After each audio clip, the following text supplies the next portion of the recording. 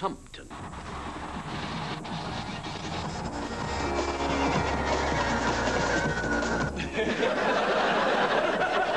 Sean's first guest survived Christmas with Shane McGowan to establish herself as one of the country's best singer-songwriters. It's Kirsty MacColl.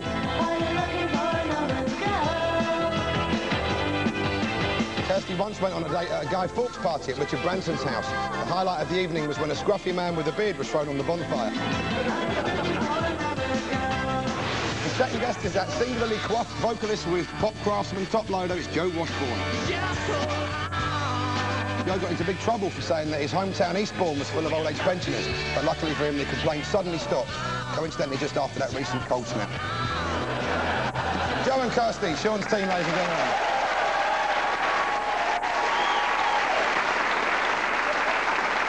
Joe's first guest tonight is 19-year-old hitmaker and four-time Mobo nominee, it's R&B queen Jamelia.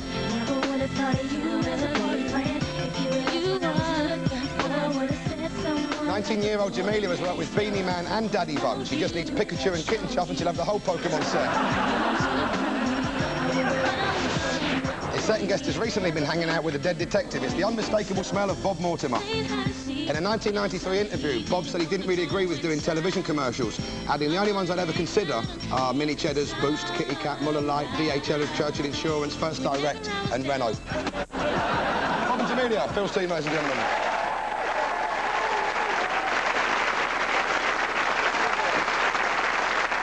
The first round this week hunts out the facts behind the lyrics. It's What's the Story? For Sean's team, it's the Human League from 1979 with Being Boiled.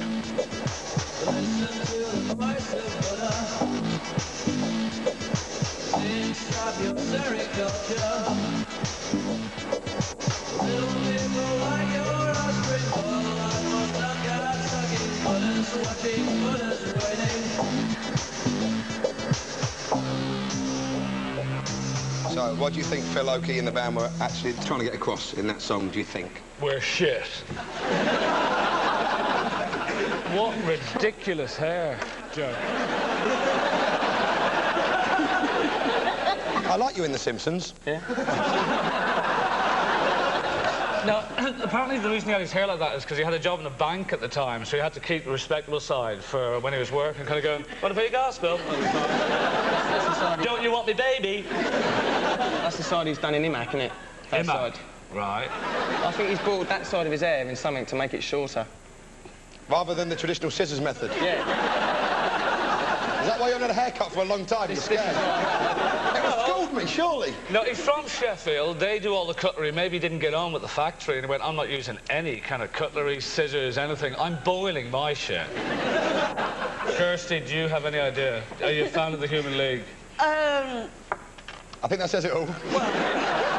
In your mind, you were thinking, he might be watching this and I'll be kind, but all you could get out was... Take it from the top again, right? If you go back to the top, okay. The bloke with his back to us, he's caught his shirt in the tape machine, which is pushing him dangerously close to that very hot electronic equipment, which is causing him to boil his genitalia. So he rushes off to a swimming pool, where all the others are looking in and smirking, laughing at him, because they wanted him out the band so they could have the bloke with the beard in the band, because he's the best dancer. Yeah, Mark, I think we found if we look at the start as well, I think it's a science experiment gone wrong. I don't know what they were trying to do, but for some reason the lamp has some sperm hanging down from it. Being boiled is an expression for taking sperm off lamps. Now, actually, being a vegetarian, I do know the answer, but I'm probably a bit too weak to actually say it. It's about silkworms, isn't it?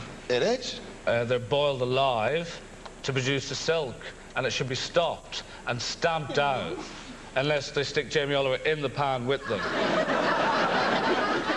You're right. The answer is that Being Boiled is actually singer Phil Oakey's condemnation of sericulture, the farming of silkworms. He'd been reading Buddhist texts stating that all animals should be treated equally and wanted to put it in song. So you get 2 points. Well done. The Human League's Don't You Want Me, Baby was based on an article in a woman's magazine, as were the less successful follow-ups, Coping with Vaginismus and Knit This Charming Bed Jacket. Over to Phil's team, and here's bespectacled royalty botherer Elton John from 1975 with the heartfelt Someone Saved My Life Tonight. Someone saved my life tonight, sugar bear. You almost had your hooks in me, didn't you, dear? You nearly had me roped and tied. All the bound, hypnotized, sweet freedom whispered in my ear, you're a butterfly. So, what do you think is the tale behind that story? Well, I didn't know Timmy Mallet did a single.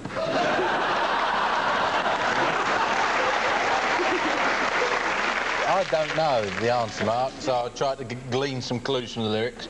Someone saved my life tonight, Sugar Bear, so obviously that's a nickname for whoever it is who has saved his life, and I'm thinking possibly Rod Stewart, he was a mate of his. And I'm thinking Rod's not really a sugar bear, is he? Later on in the song, Mark, it says that he was roped and tied. Was he perhaps, did he have his life saved by popular mountaineer Chris Bonington?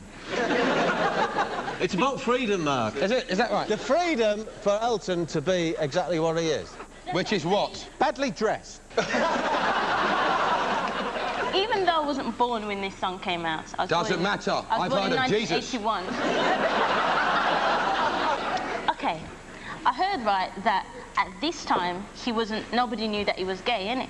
Well, people had an idea. I heard he married someone. Well, you are actually very, very close. So this is Although why... you're thinking of Freddie Mercury. Having someone called Renata. I think that this was like a kind of secret kind of Lemonade confession. No, a kind of secret confession that he is gay, but like, you nearly had me roped and tied. So I think he's talking about women. You very nearly had me, but, oh, I'm gay.